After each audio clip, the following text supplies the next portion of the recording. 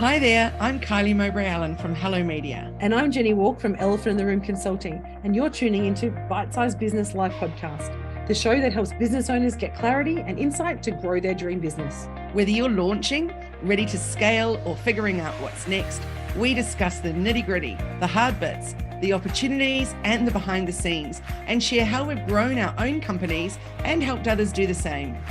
We're glad you're here.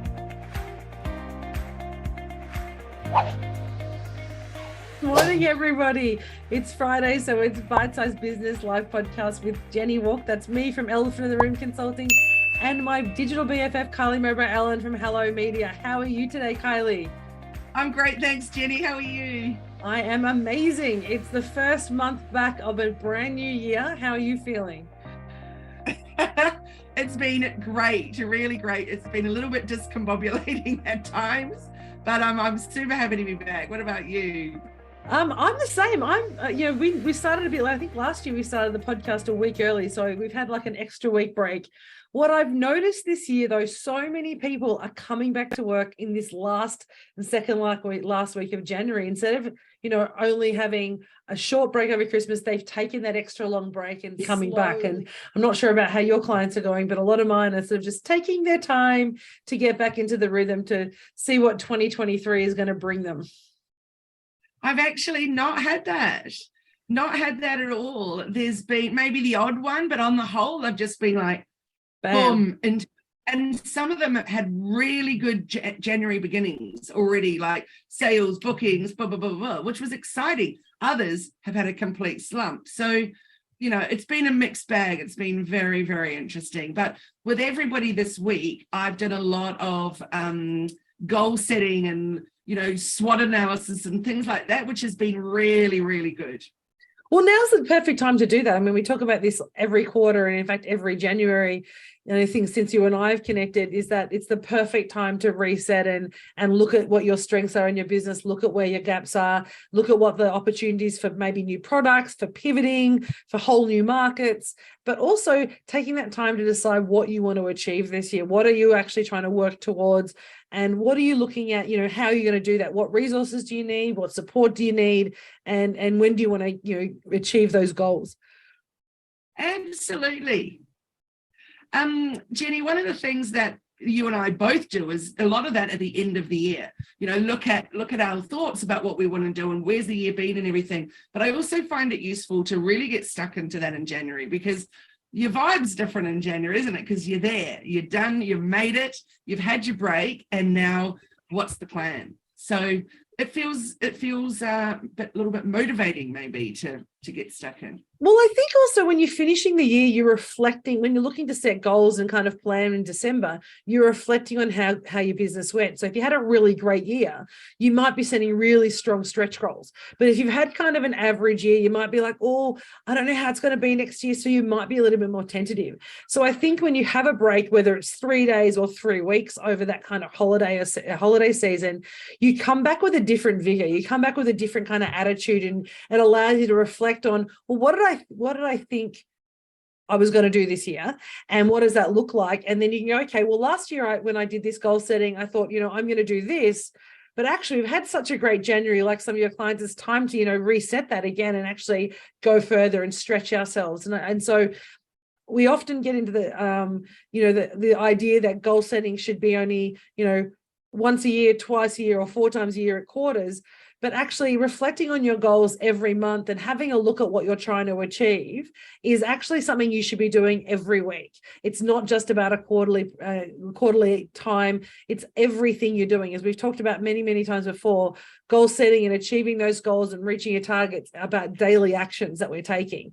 And so daily actions require constant review and constant work. And I think that's what we have to remember at this time of year. It's time to get back on the horse and look at what we're doing and continue to do that as we reflect. And that's part of that. I think you and I were talking over the break about some people feeling really despondent about the end of 2022 and what was this year going to bring. And I know some of my clients feel like that, and they're trying to say, well, how do I get started again? Are we in COVID? Are we out of COVID? There's no lockdown and there's no mandatory masks, but what is the world we're living in? It's so different to what it was a year ago. Yes, absolutely. And let's look, food prices are still at a sky high. I took a photo and put it in my stories the other night of the dozen eggs in the supermarket was $14. It's like, come on, things are getting crazy now. So flights aren't coming down in price. Like, things are definitely tough here in Australia.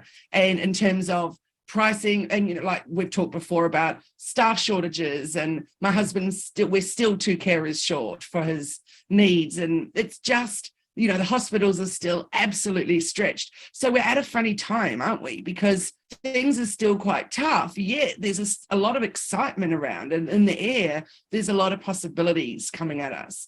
So yeah, it's definitely interesting times. I've got a client, we had our coaching session yesterday.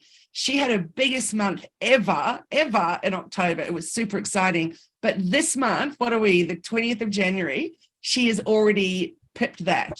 She's topped that already, what she did in October for January. It is extraordinary. And she's so like, I actually can't cope. It's too much. It's too much. This is exciting, but we need to look at how we're going to restructure so that you actually can cope, and we can get excited about building on that. So there you go. Like, there's definitely still a lot of really positive things happening out there. Oh, 100%. And I think when we were talking about what we're going to do with this first year back, first podcast back, we often think about let's do goal setting, but we've done that before. And I think that idea of like, how do we get re-engaged in our business? But just generally, I think whether you're feeling despondent, whether you're having the best month you've ever had, engagement is such an important thing, because there's so many aspects to engagement. There's how do we engage with our customers or potential customers? How do we make sure we're still engaging on social media, and which is what you and your team are doing? How do we make sure that we ourselves are still engaged in the day-to-day activities of the business, and our team are still working towards and feel part of that team and all engaged? So this idea of engagement, which we often just focus on customer engagement, has so many other aspects that I think is so important for us to kind of have a chat about today. Yes, I think it's a fabulous topic. I really do. I think that I was just discussing with my team yesterday, and about how do we reach out to those that have just kind of been there and kind of dwindled off, and say, hey, do you want to come back into the fold? There's new stuff to learn, et cetera, et cetera. And there'll be a lot of people like that. It's like, how do you re-engage those people that have tootled off, and that they still need support, et cetera? And it's the same whether you're an e-commerce business. How do you re-engage with those people? If they've bought once, maybe bought twice, entice them to keep coming back, again and again. So yeah, it's important. And of course, engaging on social media, because I took a total digital detox. I just had enough. So even had my phone in another room, so I wasn't even tempted at any time. And it was so good. I absolutely love the break. I've got at least 6 reels needing to be done, sitting in the back of my mind, of things that I've done, over the last month, and haven't done them because I just didn't feel like it. So I've got to re-engage my brain and also re-engage my attitude, I think, to really get going full steam ahead. And I think that's also, if you think about how we're feeling, exactly the same. I had 3 weeks with no technology. I was banned from my office by my partner. And so I could look at my phone occasionally, and I think I had 2 1.5-hour break times that I was allowed in my office to do some critical work, but the rest of the time I was banned. So there is that. If we're feeling like we've got this separation, or we have to re-engage ourselves, imagine how our customers feel about us. And I think this is such a great opportunity to say, well, our customers have probably had a very similar experience in their life. They may have taken some time off and done a digital detox. They may have kind of taken a break from scrolling through social media. So if they're coming back to us now in January, what are we going to do to make sure that they're going to stick with us? What are we going to do to make sure that our posts and reels and stories really resonate with them and what they're looking for in this need? So what advice are you giving your clients in relation to that? Fresh, something fresh, not the same old, because things change and we need to keep changing with it. So I hate doing lives, which is funny because hello, we're live right now, but I don't hate that. What I hate is those unscripted, put the camera up on your phone and boom, go live. So it's just not my thing. So in fact, I went, okay, I know I still need to do more me talking video content. So I'm going to do something else. So I just do it using an app for that. And then we can put the correct subtitles on and stuff, because I can't bear it when you do a live and they don't even have, because, I wear hearing aids, I need to lip read. So when they don't even have any kind of captioning or anything on it, I'm like, come on. So I found this great app that does that for me. And I'm like, yay, so I can put them up, which is cool. So there you go. That's some fresh new styles of content. So I think that's the important thing, is don't just be caught in a rut with your same strategy, your same, every Monday I post a quote, or every Wednesday I do a story about my new product, or whatever it is. Like, do something fresh, mix it up. I love that idea of fresh, because I know when Instagram moved to stories and then moved to reels, and the way reels now interact on Instagram really does make that fresh. And I did 3 reels, I think, or stories over the break. That was the only thing I did, because I had my phone, and my partner's looking at me going, "You're doing reels? What is this?" And it's different for me because it's normally my team that does that. But it's also given me a little bit of a spark, because I was like, I can do this. And I'm not very great at it. If you see the reels, please love them, because, for me, they're not my normal jam. And my team normally do the amazing reels for Elephant in the Room. But it's that idea. I love that idea of fresh, because fresh can mean so many different things, can't it? We were talking brand refresh. I know there's a client of mine or a colleague of mine who has a beautiful earrings business, and they sent an email out saying, "We were gone for a little while, but we've just done a refresh. Click here to see our new website and to see that we're kind of changing things up." So they went silent just for a couple of weeks so they could actually have that kind of relaunch and that kind of celebration, if you like, to say, hey, we're back. But I love that fresh. What's another idea? So we've got, something fresh ideas. Do something that you haven't actually done before or resisted. Lives are definitely one of our things. What's another January's one? A good time. January's a good time to get brave and try something new. Well, we did new branding. So we've got new fonts for our brand. I launched our new website on the weekend, and there's many pages that aren't finished and not perfect. But I knew if I didn't press publish, I was going to be another 6 months, because we just get caught up in all the other work. And I was like, no, just press publish. So that was good. I was happy that I did that. And, as I said, it's not perfect, but done is better than perfect. So as we talked many times before about accessibility, so I made sure that everything was black, not gray. So in our whole brand kit, we've changed to black from gray, et cetera, et cetera. So I've been, towards the end of last year, I wrote this really big blog about accessible marketing. So if there was going to be one thing that as a business you were going to take on this year that was something new and fresh, it would be to look at accessible marketing. So Google and Meta, so Facebook and Instagram, YouTube's already doing it, but Google and Meta are really, really pushing this now. So you will be rewarded for accessible content. So that's a really important one. So if this is the year for change in terms of that, it's time to get going with that. So yeah, really important. While we're on the topic though of, being fresh and everything, I think it's really important, and we could have this as a whole topic for next week, but the absolute buzz going on about chatbot, ChatGPT, etc. It's mind-blowing, people's excitement over it. And all I can say is huge warnings. Huge warnings. So how do you feel about that as a big topic next week, Jenni? Yeah, I think that's a great topic, because the chatbots always freak me out. We've tried to use them a couple of times on Facebook. We really struggle because people aren't cooking. I mean, we're not a cookie cutter business. None of our clients, as much as we would like to do that, let's have the same program for everyone. We don't want to do that anyway. But we have bespoke questions come in, and I've had clients screenshot me going, why does it keep asking me the same question, or what is it doing? So yeah, I would love to talk about chatbots next week. I think let's definitely talk about that. It is so exciting though, what it's giving you. So for example, I've been playing around with it now for a couple of months with questions like some great taglines for a business coach consultancy or whatever. And it comes with some incredible stuff, like 10 suggestions for that, like for clients, 10 reasons why you need to wear a helmet while you're bike riding, and boom. Like what it's doing, the new one that's just launched is just so extraordinary. However, you will be penalized for using that content.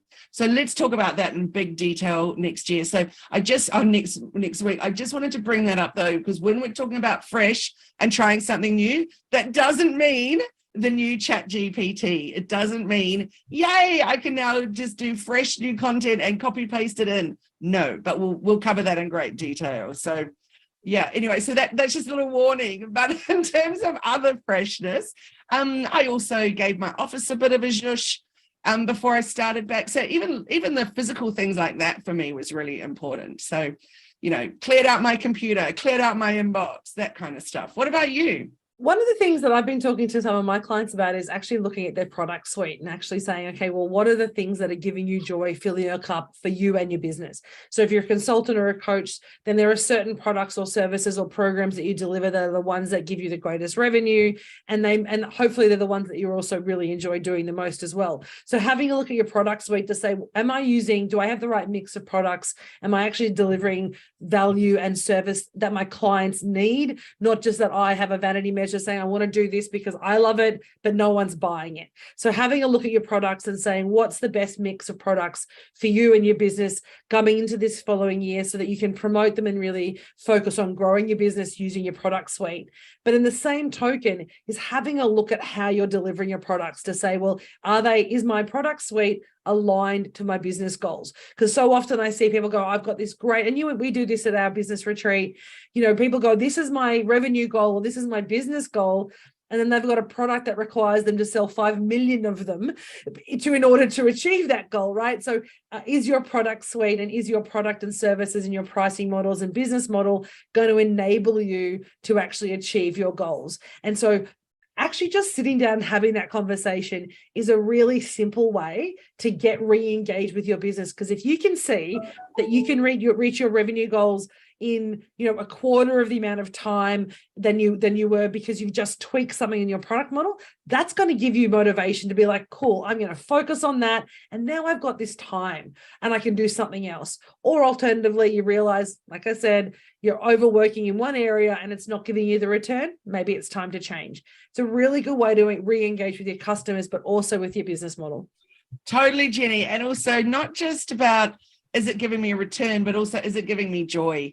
Because a few of my clients are definitely finding some of their stuff isn't bringing them joy. So I'm like, and yet it might be the one that brings them the money. So we've really got to look at that and look at what is that big BHAG though for down the track, and is clearing this out now going to help you get that, or do you need to stick with it for another year? So yeah, there's lots of things to look at like that. And we've just done that ourselves. So just over the break, and actually the first week back, we've got my amazing niece Theora is joining our team to help with some admin and support on some of the bigger consulting projects that we're doing. And so her and our team sat down with Macy and Kelsey, and we went through and said, well, what is the product we want to focus on? Let's actually do a little bit of a product and client audit to say, where do we want to play? What does that look like? And we made we've made a hard decision about which way we want to go in terms of what products, what services, how we want to show up in the world. But since doing that was like 3 weeks ago, maybe not even 2 weeks ago, we've actually given space in the business, and there's a couple of clients who were kind of floating around the wings that I thought were going to come, who literally have converted this week. And I truly believe, and I would not have said this 6 years ago, but I truly believe it's because we've now given the business space to bring those new clients in. So there is this kind of energy flow that exists. And if you're full of stuff that's blocking your energy, whether it's because it's sucking your time in the wrong way, or it's not giving you that return, letting it go actually makes space for new opportunities. And that's happened in this week. We had this beautiful client that we were talking to off the back of our trip last year to the US. And, I've been thinking about how do we re-engage? There's been a bit of a block. Did all this changing, and then today they reached out and said, let's connect, we need to do this work together. So that's what happens when you give yourself freedom and permission to sort of say, let go, let me get back to who I want to be in the business and what I want the business to look and feel like, because it's such a critical point. Your engagement in your business is just as important as the engagement you have with your clients, and it's a piece that we often forget. I totally agree with you. And another thing that we've got to absolutely look at, because it's going to help our bottom line dollar-wise and also time-wise and all of that too, is how do we engage with the products that we're using? So that, for example, is Zoom, that is Asana, that is Slack, that is all of the things, Airtable, email, what are you using and what are you spending? Because that's something that's really, when do you take stock of that otherwise? Like I always do in June as we're coming up to end of financial year, but January is a really important time because that really is money going down the drain if you're not actually utilizing what you're paying for. That's actually one of the tasks for my team before the end of the year is to do that for us, is to sit down and go, what are we paying for? What systems do we use? Do we still need them all? You know, what is a lifetime subscription that can sit there, but we might not use? And what are the systems that are supporting us? And I think that's such a great, important tool. So that kind of technology audit, a product audit, your systems audit, but also a reflection on how you're actually showing up and how your team is showing up and how that's going to reflect on your clients is really important. Yes, absolutely. So it's the way you engage with your team and the way they engage with you and the way that they engage with the outside world, the way that you engage with technology, the way that you engage with your whole business, your whole branding.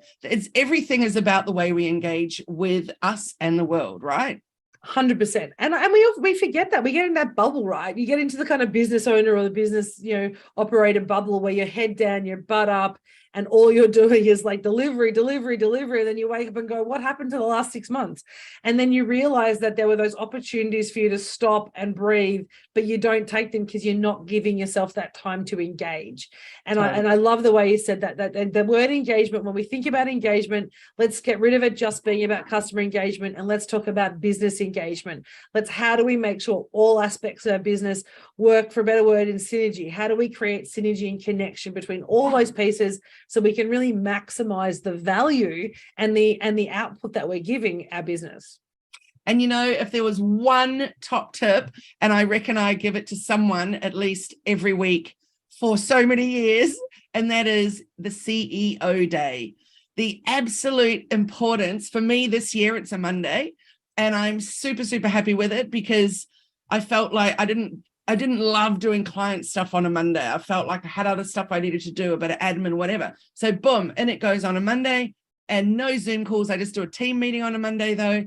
And I can just get stuck in and just look at the overall, and I can adjust things, and I can look at how am I engaging with my offerings? How am I engaging with my clients? How am I engaging with the greater audience out there? So yeah, really important for everyone. And you know what? You may not be able to do a full day. You may need to do CEO half day, but whatever it is, you must schedule some CEO time. I can't agree with you more. It's one of the most important aspects of business. It's how you keep your cup full. It's how you make sure that you're ticking all those boxes and all that administration stuff that you forget about when you're in the weeds sometimes. So 100% I concur on the CEO day. For us, it's generally Monday as well, but ours is also Friday afternoon. It's that Friday afternoon is when I spend the time often reflecting. I very rarely have clients on a Friday afternoon. I have one today. It's our last session together.